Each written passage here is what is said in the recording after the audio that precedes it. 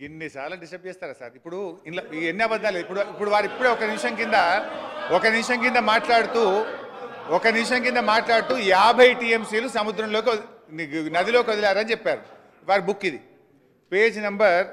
ఎన్ని అబద్ధాలు! రే రే రే రే గోబల్స్ నిజంగా వాళ్ళకి అవార్డు ఇవ్వాలి అధ్యక్ష. Page number 19 paragraph 1, 2, 3, 4 paragraph 5.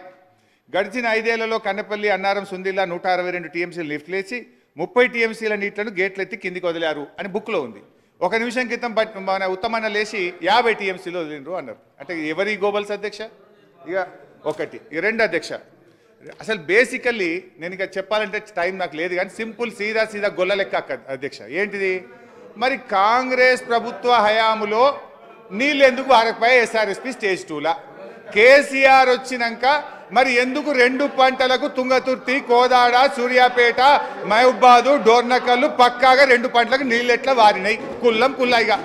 ఎందుకంటే సింపుల్ ముచ్చటగా మరి నిజంగా మరి ఆ రోజు అది కాళేశ్వరం నీళ్ళే కాకపోతే ఆ రోజు నీళ్లు పారాలి కదా.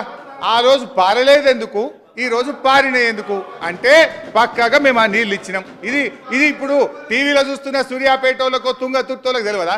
ఆనాడు కోదాడోళ్ళకి తెలియదా? ఆనాడు కాంగ్రెస్ ప్రభుత్వంలో నీళ్లు రాలేదెందుకు, కేసీఆర్ వచ్చినాకనే వచ్చినాయి ఎందుకు? గంతే ముచ్చట అధ్యక్ష. ఇకపోతే ఒక్క నిమిషం సార్, ఏం లేదు, నేను ఏమంటున్నాను, వారికి సబ్జెక్టు పరంగా పూర్తి స్థాయిలో అవగాహన ఉంది అధ్యక్ష. దయచేసి వారిని కోరుతా ఉన్నాను, కొద్దిగా సత్యదూరమైన ప్రస్తావనలు తీసుకురావద్దని. ఎందుకంటే అందుకోసమే మేము ప్రభుత్వ పరంగా కూడా మా సహచర మంత్రివర్గ సోదరులు కూడా మీరే సత్యదూరంగా ఎంత మాట్లాడితే అన్ని ఇంటర్వెన్షన్స్ ఉంటాయి. మేము కూడా we have to straight and the record sir. I would like to request facts కరెక్ట్గా మాట్లాడమని. వారి దగ్గర ఫ్యాక్ట్స్ ఉన్నాయి కానీ వారు తిరిగి కావాలని దానివల్ల సర్కంవెంట్ చేసి ఫ్యాక్ట్స్ని ఈ విధంగా తిప్పడం, రైట్ లెఫ్ట్ తిప్పుతూ ఉంటారు అధ్యక్ష హరీష్ రావు గారికి. ఎందుకంటే సబ్జెక్ట్ పరంగా ఈరోజు మేము చెప్తా ఉన్నాం అధ్యక్ష. లెట్స్ సార్, మీరు చెప్పినట్టు confine to the subject sir.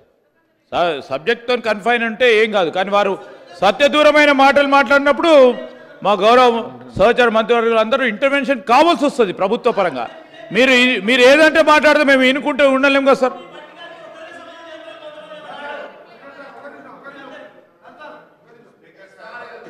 Harish Rao గారు ఒక నిమిషం.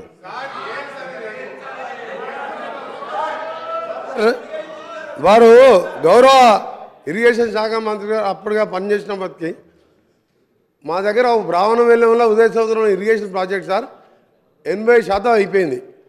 200 కోట్లు పెడితే దాదాపు 1,00,000 ఎకరాలు నీళ్ళు వచ్చే ప్రాజెక్టు.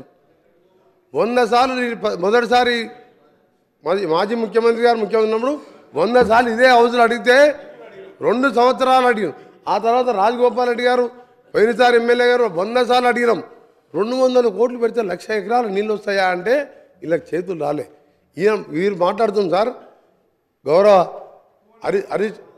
హరీష్ రావు గారు మాట్లాడేది ఈడికెళ్ళంట సూర్యాపేటకు నీళ్ళు తీసుకుపోయినంట.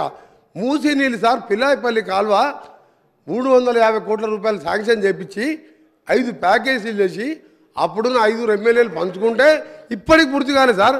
ఈయన గోదావరి నీళ్ళు ప్రాణాయిత అక్కడికి వెళ్ళి సూర్యాపేట తీసుకొచ్చినట్టే మీరు నమ్మాలి. నల్గొండ జిల్లా పోదాం సార్, అడుగుదాం అక్కడ పోయి.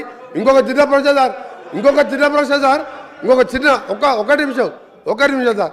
అయినా మీ ద్వారా టీఆర్ఎస్ పార్టీ సభ్యులను కోరుతున్నా, గౌరవ మాజీ ముఖ్యమంత్రి వారి గారికి జన్మదిన శుభాకాంక్షలు తెలియజేసుకుంటూ వారు వచ్చి మాట్లాడితే మంచిగా ఉంటుంది సార్. ఇలా పోస్ట్ బ్యాను ఈయన ఏం చేస్తాడు సార్? ఈయన హరీష్ రావు ఏంది పైసలు కలెక్షన్ చేస్తారు పనుకొస్తాడు. ఈయనకి ఎవరు సబ్జెక్ట్ ఉందా? ఈయనకు సబ్జెక్ట్ ఉందా? డబ్బులు ఎవరు సార్? కాంట్రాక్టర్లు.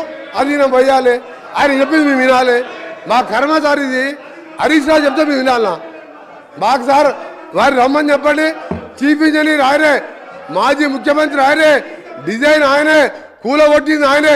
ఈయన కలెక్షన్ పాయింట్ డబ్బులు తీసుకొచ్చి 3 సంచులు బాధ్యత ఆయన మాట్లాడితే మేము వింటాం సార్.